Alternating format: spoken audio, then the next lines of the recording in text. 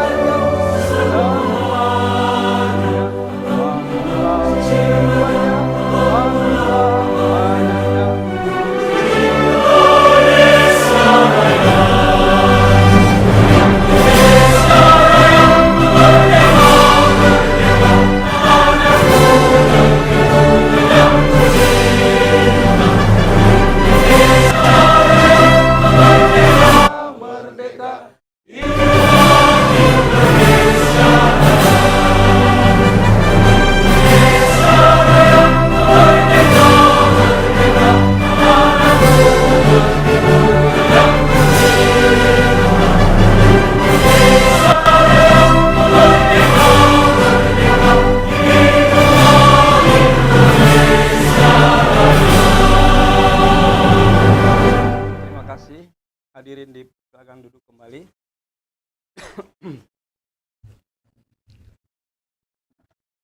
Assalamualaikum warahmatullahi wabarakatuh. Salam sejahtera bagi kita semua. Selamat siang,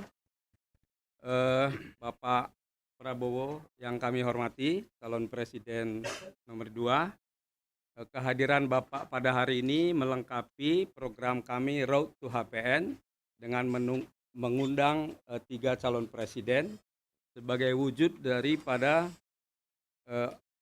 partisipasi organisasi PWI sebagai organisasi terbesar dan tertua untuk mendatangkan calon presiden agar program-program yang akan dijalankan dan segala unggulan seandainya nanti terpilih dapat disampaikan langsung kepada anggota PWI pada khususnya dan wartawan pada kami akan langsung memberi kesempatan kepada Pak Prabowo untuk menyampaikan pikiran-pikiran, gagasan dan program unggulannya. Tetapi saya ingin menyampaikan bahwa kehadiran Pak Prabowo di sini mungkin tidak bisa lama karena tadi beliau diminta untuk bertemu dengan Presiden di Bogor sekitar jam 2. Jadi harap dimaklumi kondisinya berbeda dengan yang kemarin karena ini mendadak sekali. Tadi memang kami baru mendapat info sekitar jam setengah 1. Terima kasih. Assalamualaikum warahmatullahi wabarakatuh. Silakan.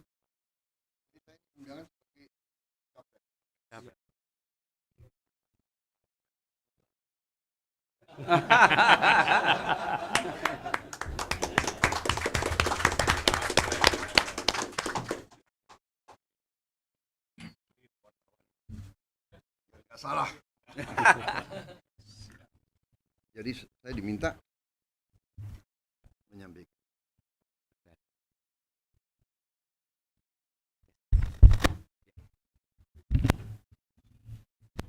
Bismillahirrahmanirrahim. Assalamualaikum warahmatullahi wabarakatuh.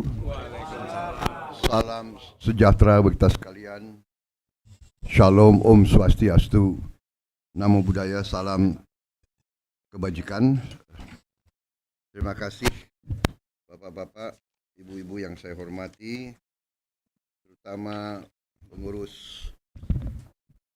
PWI, Persatuan Wartawan Indonesia, yang saya hormati Ketua Umum Pak Henry Bangun, Ketua Dewan Kehormatan Pak Sasongko Tejo, Wakil Ketua Dewan Pers Pak Agung Dharmajaya, Sekretaris Jenderal PWI Pak Said Iskandar Shah, Wakil Ketua Dewan Kehormatan Pak Sulfiani Lubis, Wakil Ketua Dewan Penasehat Pak Timbo Sihaan, Ketua Bidang Organisasi Zulman Shah Sekedang Pak Zulman Shah, Wakil Ketua Advokasi dan Pembelaan Wartawan Ibu Kristiana Celsia Chan yang saya hormati, Ketua Bidang Pendidikan Bapak M. Nasir, Ketua Bidang Luar Negeri Ibu Ninu Mardiana, Wakil Ketua Bidang Luar Negeri Ibu Peti S. Fatimah, Wakil Sekjen 1 Raja Parlindungan Pane, Wakil Sekjen 2 Ibu Ratna Susilawati, Ketua Dewan Pendidikan Marah Sakti Siregar, Wakil Ketua Umum Ami Amanto, Direktur UKW Firdaus Komar, Wakil Bendara Umum Saudara M. Ihsan, kemudian hadir juga di sini Pak Doli Parindungan Pasaribu, Ya. Horas Maju-Ajua. Kemudian Saudara Agus Sudibyo, Ketua Dewan Pakar. Terima kasih atas undangan ini, dan saya sudah menyiapkan buku untuk saudara-saudara sekalian, lengkap. Buku ada, kalau tidak salah ada berapa buku ya? Ya, ada 3 judul ya. Ada 3 judul. Yang satu buku saya tentang kepemimpinan militer, ada dua jilid. Dari situ bisa dipahami latar belakang saya, nilai-nilai yang saya hanut, falsafah yang saya hanut, falsafah hidup, falsafah pengabdian, dan ikon-ikon ataupun idola-idola dalam kehidupan saya, siapa yang saya pegang sebagai panutan saya panjang sejarah. Kemudian yang kedua adalah pemikiran saya tentang kondisi bangsa Indonesia yang saya tuangkan dalam sebuah buku namanya Paradoks Indonesia, ya. Yang terakhir adalah strategi transformasi bangsa. Itu adalah kulminasi daripada pemikiran saya, pemahaman saya tentang pengalaman dan kondisi bangsa Indonesia yang akhirnya tertuang dalam strategi transformasi bangsa, yang sebenarnya intinya adalah jawaban terhadap dilema atau paradoks Indonesia, yaitu bahwa sistem ekonomi yang cocok untuk Indonesia menurut keyakinan saya adalah bukan sistem kapitalisme neoliberal, tetapi sistem ekonomi Pancasila yang merupakan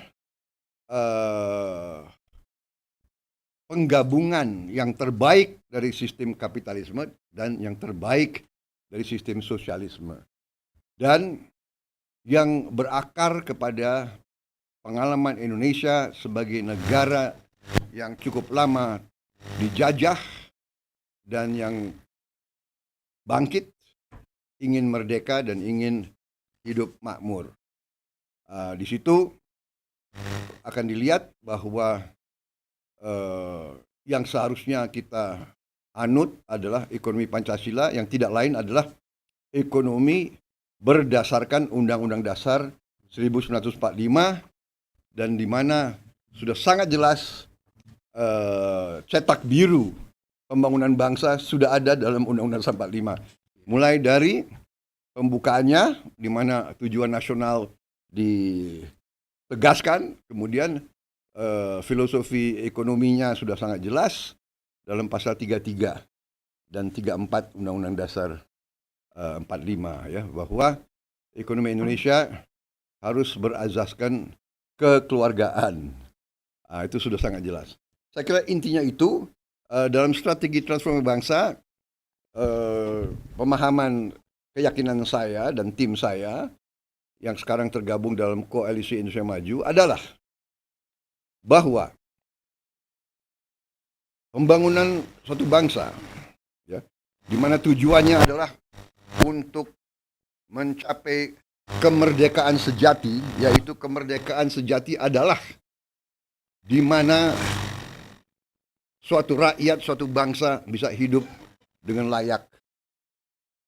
Kemerdekaan sejati adalah di mana tidak boleh ada kemiskinan, tidak boleh ada kelaparan, tidak boleh ada kurang gizi di antara rakyat kita. Dan pembangunan suatu bangsa itu bukan suatu usaha semacam minum tablet. Suatu pembangunan bangsa, nation building, adalah proses puluhan tahun, bahkan mungkin ratusan tahun. Yang jelas kita sudah 78 tahun, sudah menuju 100 tahun, kan begitu. Dengan itu sebagai dasar, berarti kita harus membangun di atas apa yang sudah dibangun terlebih dahulu oleh pemimpin-pemimpin Indonesia dari masa ke masa. Ya, jadi apa yang kita nikmati hari ini menurut pemahaman saya, keyakinan saya, adalah hasil dari kepemimpinan zaman Bung Karno, kepemimpinan pada saat Bung Karno, bukan akibat Bung Karno tunggal. Tidak ada pembangunan bangsa yang tergantung satu orang, kan begitu kan? Ada Bung Karno, ada Bung Hatta, ada Bung Syahrir, ada Sudirman, ada begitu banyak tokoh yang berkorban juga banyak. Ada Dan Mogot, ada Ngurah Rai, ribuan orang berkorban. Jadi, tapi kalau tidak ada generasi itu pembebas, ya kita mungkin tidak seperti ini. Bukan negara yang sebesar Indonesia, yang sekaya Indonesia, kalau bukan pemimpin-pemimpin kita pada zaman era itu, era perjuangan, era proklamasi, dan era perang kemerdekaan dan selanjutnya. Dan sesudah Bung Karno dengan kelebihan dan kekurangannya, era Pak Harto. Ya, jadi keberhasilan dan apa yang kita miliki banyak adalah harus diakui keberhasilan juga zamannya kepemimpinannya Pak Soeharto dengan kelebihan dan kekurangannya. Tetapi tidak dapat dipungkiri, ya kan, begitu banyak prestasi kita di zaman itu, terutama di bidang ekonomi. Kemudian sesudah itu, karena tuntutan demokratisasi, reformasi dan sebagainya, kita juga harus akui terobosan dan keberhasilan ataupun apa yang dirintis oleh Pak Habibie, walaupun sebentar, oleh Gus Dur, oleh Ibu Mega, oleh SBY, dan oleh Pak Jokowi. Jadi saya berpendapat bahwa semua sumbangan-sumbangan mereka itu menghasilkan suatu landasan yang kuat, suatu fondasi untuk kita bisa benar-benar take off menjadi negara makmur, negara modern, negara sejahtera.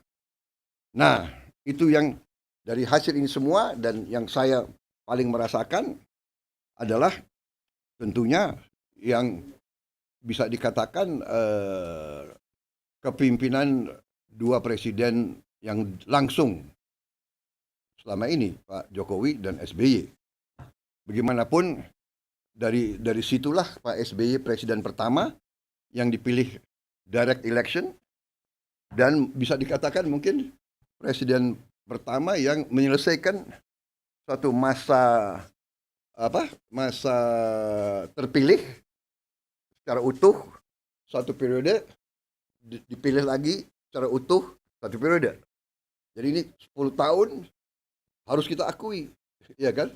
Kemudian sekarang Pak Jokowi terpilih 5 tahun satu periode, terpilih lagi dan akan selesaikan satu periode 5 tahun. Jadi ini bisa dikatakan 10 tahun, apapun dikatakan stabilitas. Jadi bapak-bapak sekalian, saudara-saudara sekalian, ya, marilah kita, saya ajak selalu, marilah kita lihat sekeliling kita. Marilah kita nonton berita tiap malam di TV. Apa yang terjadi di Ukraina, apa yang terjadi di Gaza, apa yang terjadi di Libya, di Sudan, di Yaman. Mari kita lihat apa yang terjadi di Mali, di Chad. Perang, saudara. Dan marilah kita sadar dan bersyukur bahwa akibat kearifan pemimpin-pemimpin kita selama sekian tahun, Indonesia masih seperti kita sekarang. Kita tidak dibom di ibu kota kita. Kita tidak hilang 20.000 warga negara dalam 2 bulan.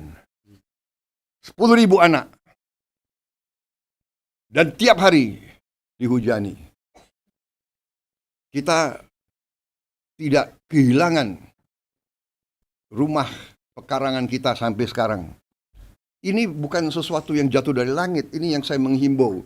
Marilah kita semua sadar, apapun latar belakang kita, apapun visi kita, ya kan, bahwa kita berbeda, itu biasa. Dalam demokrasi perbedaan itu biasa.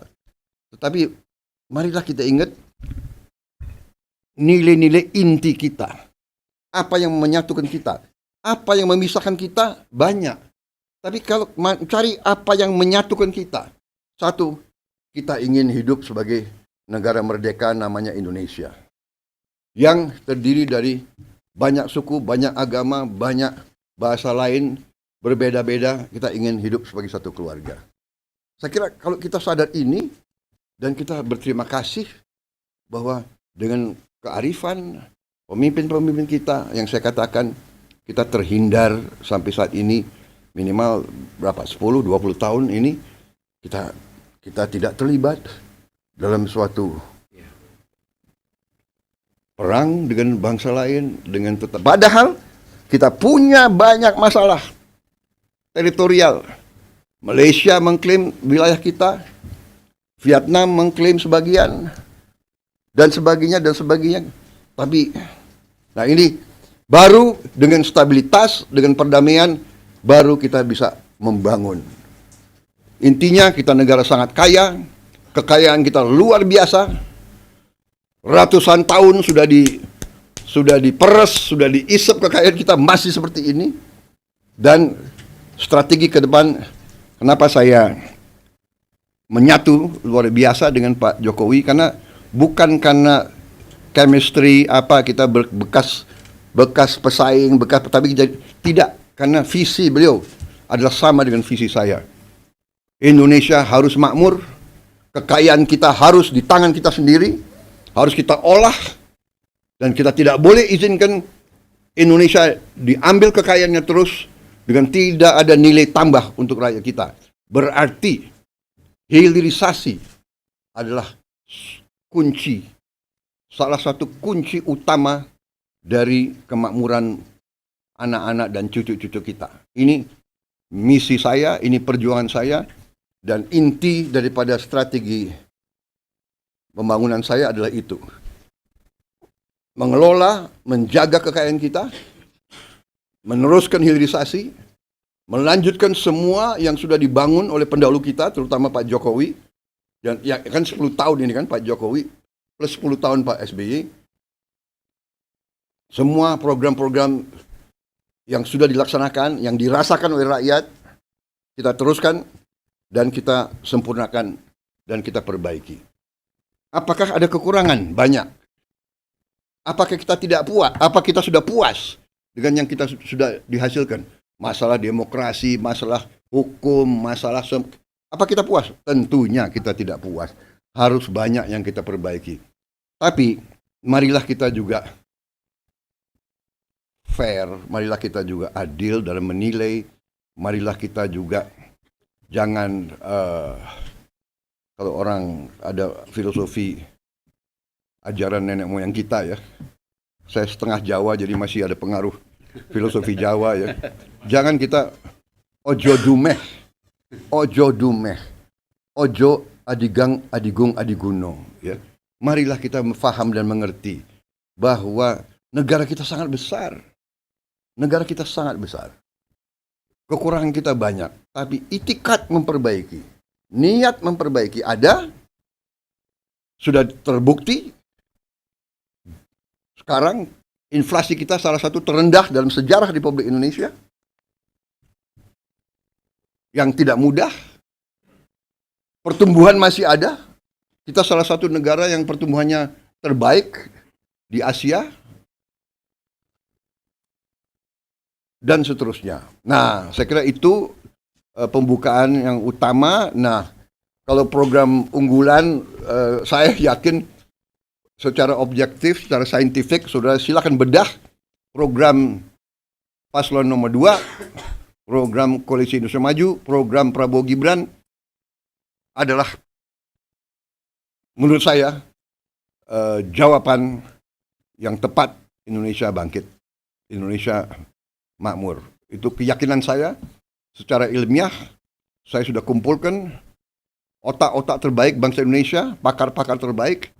Kita ambil best practices dari mana-mana dan kita modeling, kita simulasi, dan kita percaya. Inti antara lain adalah salah satu program unggulan saya adalah memberi makan kepada semua anak Indonesia. Dan protein, susu terutama. Ini kami yakin adalah jawaban untuk segera menuntaskan masalah stunting, masalah kurang gizi. Pertama. Kedua, memperkuat dan meningkatkan kemampuan dan prestasi akademis generasi penerus kita. Ketiga, menyerap hasil produksi pertanian rakyat kita sendiri. Dengan program ini, dengan makan di tiap desa, tiap kecamatan, tiap kabupaten, tiap provinsi, kita yakini bahwa nanti tidak ada keluhan petani-petani kita, Pak, habis panen, hasil panen saya tidak diserap. Hasil panen saya tidak ada yang ambil, harga jatuh, barang-barang hasil panen saya busuk. Bahkan pernah dalam sejarah Republik Indonesia, susu peternak-peternak kita dibuang ke sungai. Kita harapkan tidak, karena akan diserap. Diserap oleh siapa? Diserap oleh anak-anak kita. Dengan demikian kita sudah hitung ekonomi akan berkembang dengan sangat baik, pertumbuhan akan akan meningkat, yang intinya adalah Indonesia akan mencapai tujuan-tujuannya, pertumbuhan menciptakan lapangan kerja, perbaikan gizi akan menimbulkan perbaikan kesehatan untuk semua anak-anak kita, peningkatan kecerdasan, otot dan otak, dan tulang yang kuat. Indonesia bisa bersaing menuju yang kita cita-citakan. Tujuannya adalah Indonesia negara maju yang akan menjadi negara produktif, bukan pasar untuk orang lain. Kita harus bikin mobil kita sendiri, motor kita sendiri, komputer kita sendiri, air condition kita sendiri. Semua kita harus produksi di Indonesia karena kita punya bahan bakunya, semuanya ada di Indonesia. Saya kira itu pembukaan saya. Banyak lagi program kita. Saya punya ada 8 yang kita sebut hasta, ya. Hasta Cita, 8 tujuan, 8 proyek, kemudian ada 17 program prioritas dan 8 program hasil cepat. Bukunya ada, nanti kita bagikan, ya. Baik, saya kira intinya itu, ya. Saya kira cukup sebagai pembukaan, dan saya persilakan kalau ada dialog ataupun pertanyaan untuk saya. Terima kasih.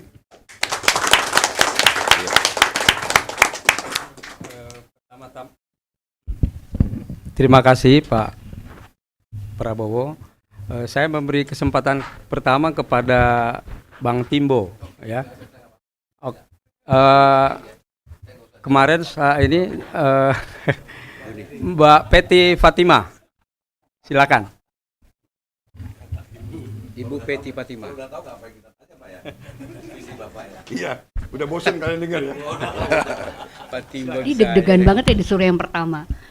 Terima kasih Bang Henry. Selamat pagi Pak Prabowo. Salam kenal. Saya Peti Fatima dari Femina. Saya mendapatkan kesempatan untuk bertanya kepada Bapak. Mungkin pengen ngobrol-ngobrol aja mengenai perempuan, Pak. Saya melihat di visi misi Bapak di nomor 4, kami senang sekali ya kalau perempuan, karena di situ jelas paslon nomor 2 berbicara mengenai usaha-usaha untuk kesetaraan gender, kemudian juga peluang-peluang untuk perempuan lebih punya partisipasi yang baik dalam masyarakat, juga yang berkaitan dengan kesehatan dan lain-lainnya. Nah, pertanyaan saya Pak mengenai angkatan kerja perempuan.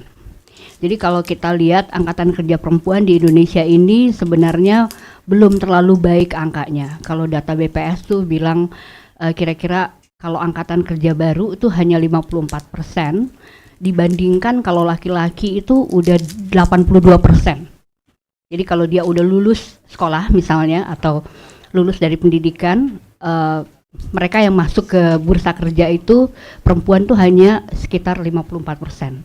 Lalu kalau kita bicara juga soal posisi dia di dalam perusahaan misalnya atau di dalam tempat dia bekerja, ketika perempuan itu masuk ke manajemen, itu sisanya cuma kurang dari 30%. Jadi memang banyak faktor ya kenapa perempuan itu belum kompetitif dalam tanda kutip di dalam bursa kerja kita. Mungkin dipersingkat aja. Ya, faktor budaya, kemudian juga ada faktor role models yang kurang. Lalu kemudian kalau praktis misalnya data McKinsey bilang bagaimanapun kalau tempat kerja itu jauh dari rumah tinggal dia dan transportasi itu tidak memadai, itu mengurangi kemungkinan perempuan untuk masuk ke bursa kerja. Pertanyaan saya sederhana Pak, karena sudah masuk ke dalam visi misi, bagaimana pandangan leadership Bapak jika nanti Bapak juga terpilih menjadi presiden untuk kita bisa memperbaiki ini secara strategik dalam 5 sampai 10 tahun gitu. Karena kita lihat sekarang itu banyak usahanya tapi sporadik. Padahal kita tahu semua orang bicara 2030 dan bicara 2045 kalau dalam tataran dunia. Mungkin itu aja. Terima kasih Pak Prabowo. Silakan lah, Mbak. Baik, masalah kesetaraan gender ya, kalau saya lihat bahwa Indonesia termasuk yang menurut saya lumayan prestasinya. Yang jelas kalau kita lihat, Ketua DPR kita perempuan, Menteri Keuangan kita perempuan, Menteri Luar Negeri kita perempuan. Iya. Ya, beberapa pimpinan partai politik perempuan. Jadi di Indonesia tidak ada semacam halangan tertutup untuk perempuan meraih prestasi tertinggi.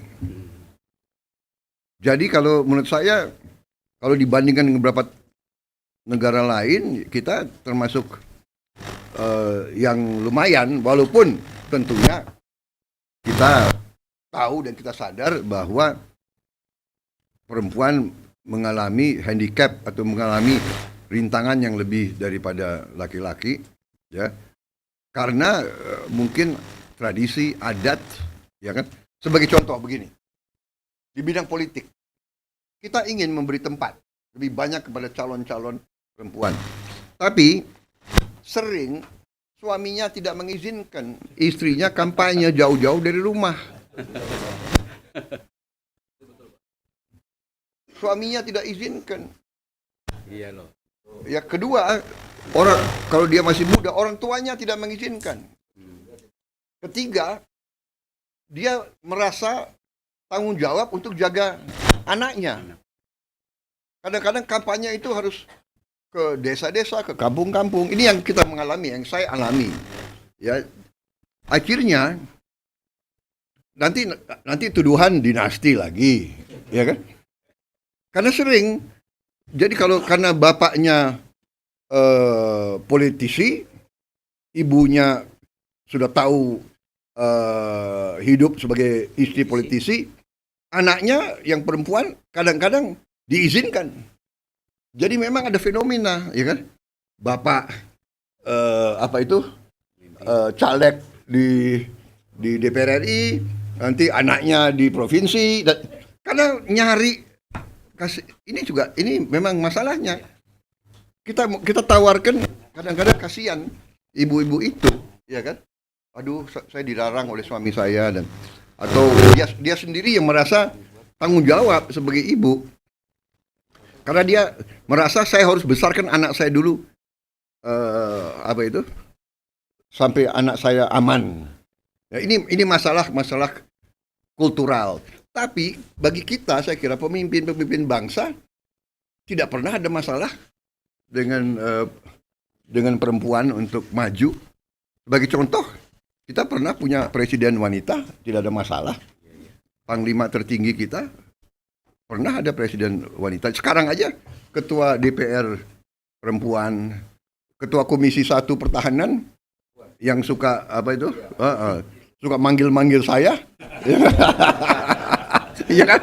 Ya, jadi power itu, perempuan tuh ternyata banyak power di Indonesia, Bu. Iya kan? Dan kadang-kadang powernya itu ya tidak kelihatan. Jadi menurut saya, sebagai contoh, kuncinya, Bu, adalah pendidikan. Yang jelas di lembaga-lembaga pendidikan sekarang yang jelas yang saya bina, kita buka.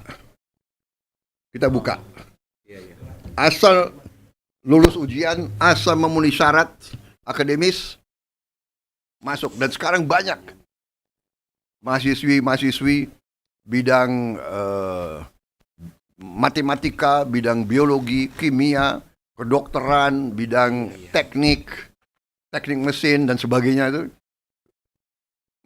sekarang muncul di mana-mana. Jadi saya percaya tidak lama lagi pemimpin perempuan akan lebih menonjol.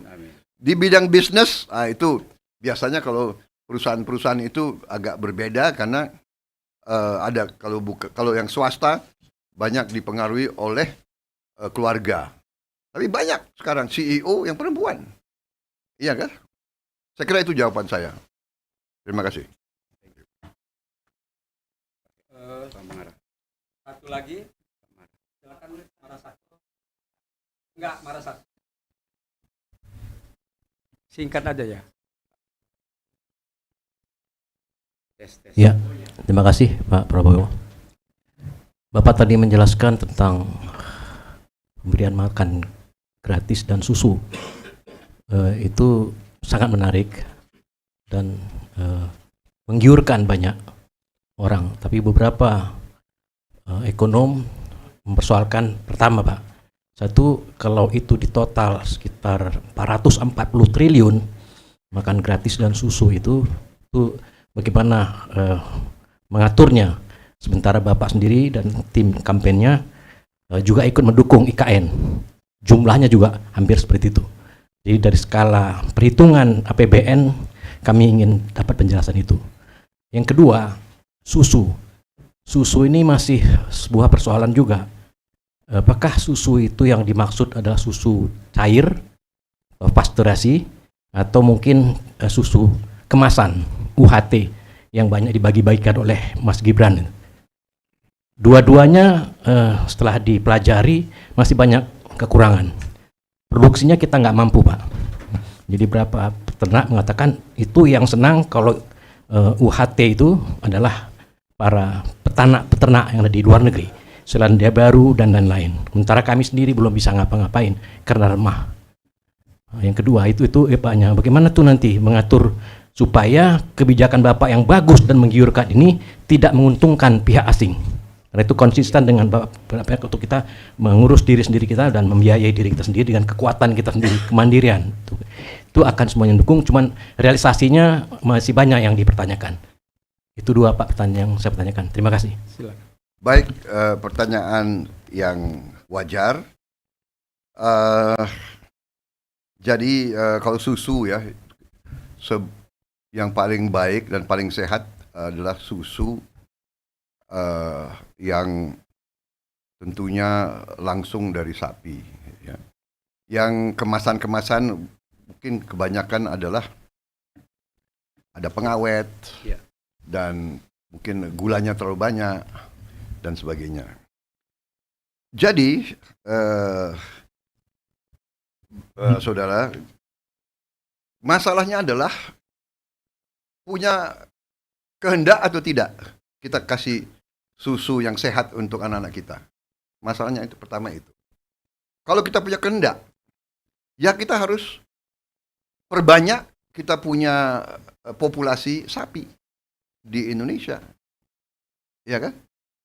Dan ini sebetulnya dulu waktu zaman Orde Baru ini sebetulnya sebagian sudah dilaksanakan. Jadi dulu ada regulasi, ya kan, yang orang-orang banyak tidak suka, orang luar negeri, bahwa ada kewajiban perusahaan-perusahaan yang import ya untuk beli susu dari peternak kita sampai produksi susu Indonesia dari dalam negeri 50% dari konsumsi. Tapi dengan sistem liberalisasi yang kayak begini, sekarang sudah mungkin produksi dalam negeri mungkin tinggal, yang terakhir saya dengar, tolong dicek ya, mungkin saya keliru, saya dengar tinggal 15%. Karena tidak diwajibkan. Ya. Ya persis. Jadi sekarang saya katakan, kita punya will enggak? Kita punya kehendak politik atau tidak? Ya. Kalau kita punya kehendak politik, ya sudah, untuk 1, 2, 3, 4 tahun kita beli sapinya. Kita kembangkan di Indonesia. Satu sapi dari Brazil sekarang memang jauh, 40 hari, itu harganya $2.500 sampai di Indonesia. Kalau dari India mungkin hanya 20 hari dan harganya saya kira memadai. India lebih banyak, kita bisa import. Kita butuh untuk kasih susu ke anak-anak kita, ya kan? 82 juta anak. Kalau mereka minum 500 cc, ya kan? Kita butuh berarti sekitar 40 juta liter. Berarti kita minimal perlu sapi perah ya minimal mungkin 2,5 juta.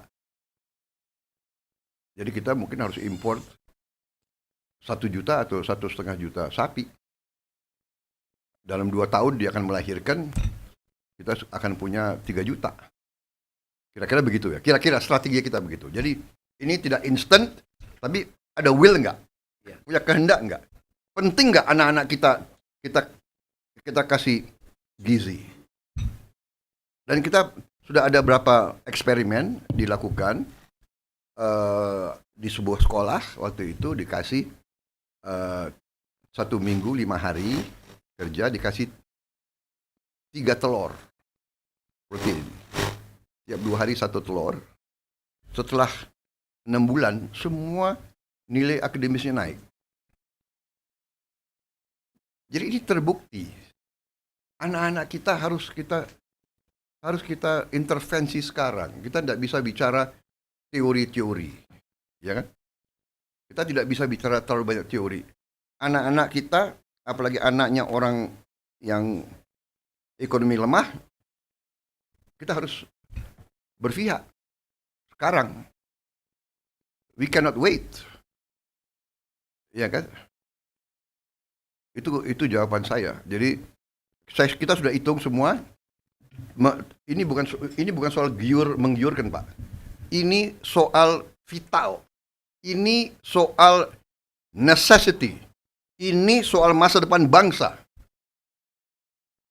Kalau Bapak sekarang periksa angka-angka akademis anak-anak kita yang diukur oleh PISA, mungkin kita sedih. Pak.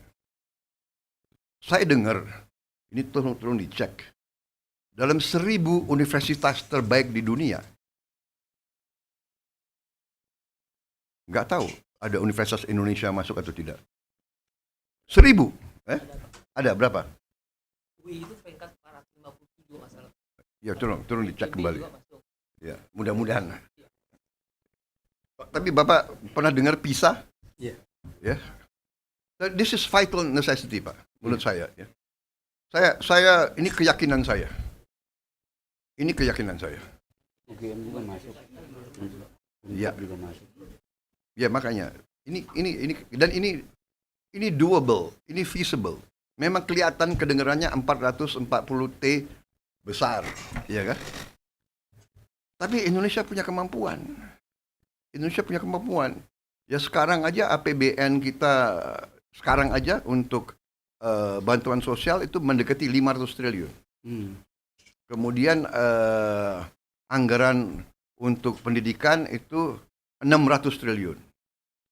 Kemudian jadi yang saya tanya adalah kalau kita kasih makan untuk anak-anak kita, ini boleh tergolong bantuan sosial atau tidak? Boleh nggak tergolong bantuan sosial? Yang kedua, ini boleh tergolong pendidikan atau tidak? Kasih makan di sekolah.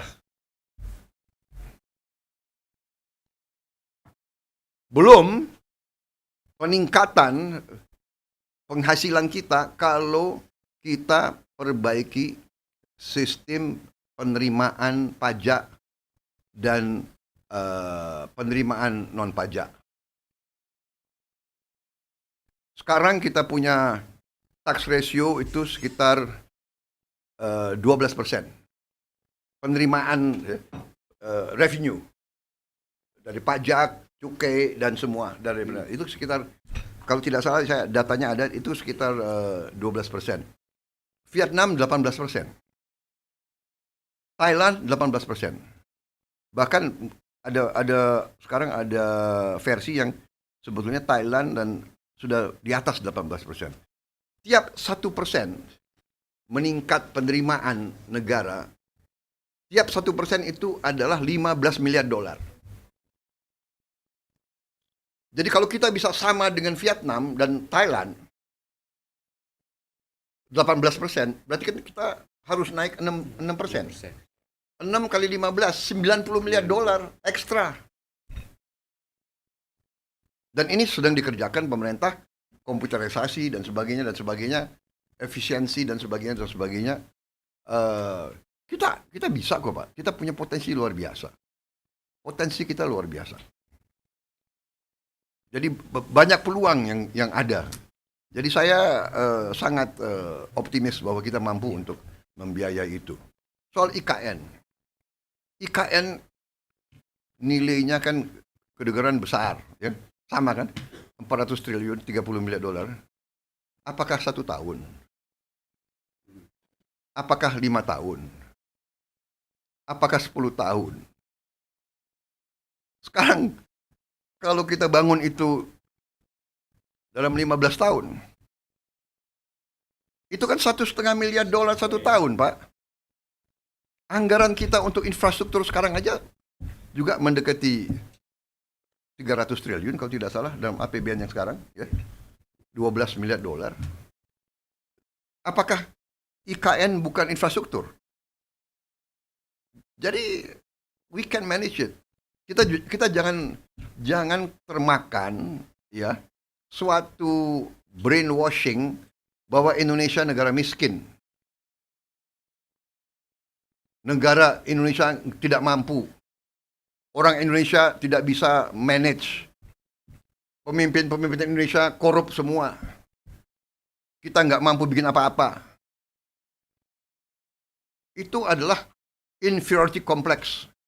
Itu adalah minderwaardigheidscomplex yang dicuci otak kita oleh Belanda dan negara Barat. Maaf saya harus bicara itu.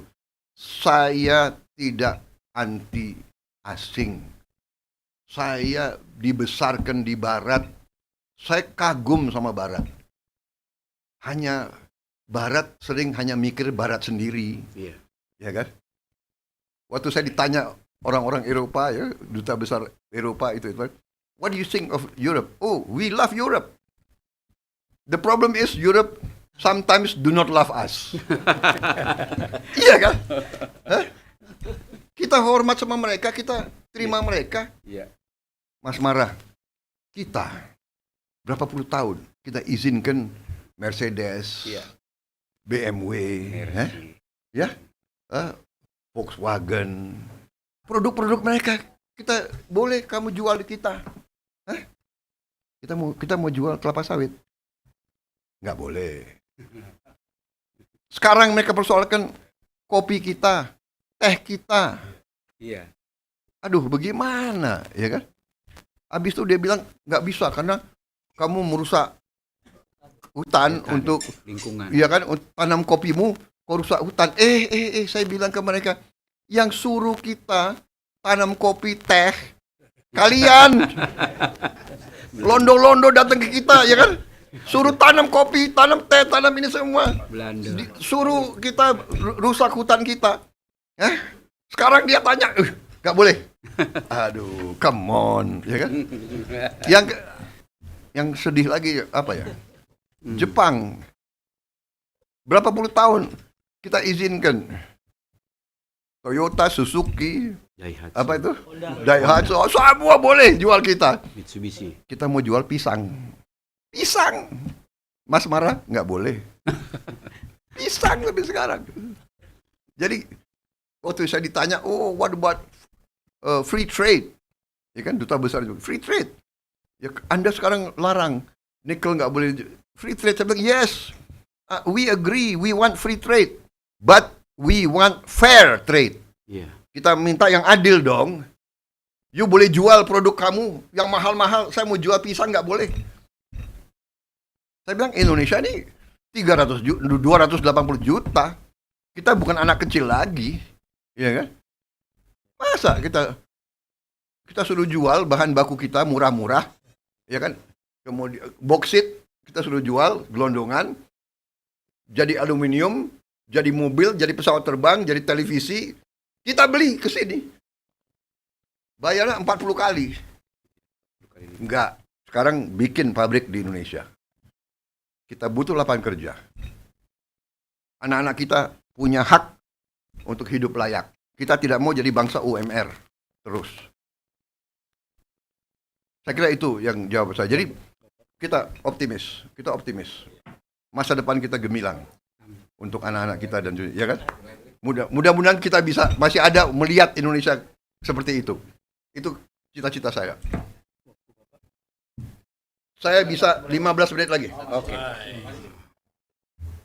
Ini sebentar. Timbo. Ya udah. Ya. Yang saya mau tanya, komitmen Bapak sebagai Presiden terhadap kemerdekaan pers nanti, Pak. Oke, saya jawab. Terakhir, Pak. Ya. Saya jawab ya. Begini. Saudara-saudara, saya orang yang percaya dengan demokrasi. Iya.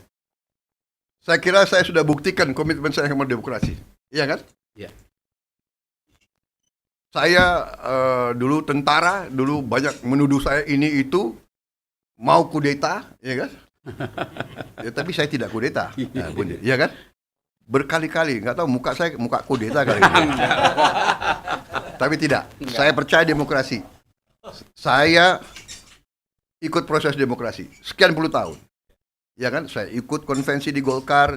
Waktu di situ saya lihat beberapa nilai nggak cocok sama saya bikin partai baru. Dari setapak demi setapak, saya ikut pemilu sudah keberapa kali ini? Sekali 2009 sebagai calon wakil presiden Ibu Mega. Habis itu sebagai capres, ya kan? Capres lagi. Jadi capres lagi. Sekarang ini. 2 kali kalah, ya kan? Habis itu sekarang keempat kali. Saya percaya dengan proses demokrasi. Elemen dari demokrasi pertama adalah pemilihan umum. Ya. Rakyat harus bisa memilih pemimpin. Yang kedua adalah kebebasan pers. Kebebasan pers itu adalah check and balance. Itu untuk mengendalikan si penguasa. Dan dengan kebebasan, dengan pers yang dinamis, pers yang kalau perlu keras, kadang-kadang sakit hati kita baca, ya kan? Tapi itu juga mengendalikan kita. Itu memberitahu kita, there's something wrong. Ada masalah di negara kita, ya kan? Sering dikatakan suatu negara yang persnya kuat tidak ada kelaparan. Itu salah satu, ya. Karena begitu ada kelaparan, tak, semua tahu, langsung bantu. Kita kalau sekarang ada pers yang kuat, banjir di suatu, kita tahu, oh ini lagi susah, kita bantu, ya kan? Ada. Jadi saya juga menikmati. Kalau saya tidak mungkin saya di sini tanpa pers yang bebas. Partai saya bisa berkembang karena ada kebebasan pers. Menurut saya pers adalah faktor demokratisasi. Kan benar kan? Kan itu situasinya begitu. Dan maaf ya, sekarang saya juga jelek begini ya kita punya koran juga. Walaupun oblaknya nggak banyak, ya kan? Kadang-kadang saking nggak banyaknya kita bagi-bagi aja gitu. Jangan gitu dong. Ada majalah, sekarang ada televisi. Dan saya ini bagi buku saya sekarang ke bapak-bapak sekalian. Alhamdulillah. Ya kan? Tapi tanda tangan dong, Pak. Nanti saya tanda tangan kalau ada waktu. Itu loh kan dikirim, disusul itunya semua. Tapi mungkin karena buku saya kurang cepat laku, jadi saya bagi-bagi aja. Oke. Iya kan? Mahal, mana mahal? Mahal 300.000. 150, Pak. Hah? Mahal. Berapa? 350. 350. Iya, toko bukunya harus ada margin dong. Ya kan? Hah? Ini Gramedia, Pak. Kompas. Gramedia. Iya. Enggak, sebetulnya itu enggak mahal loh sebetulnya itu kan. Hah?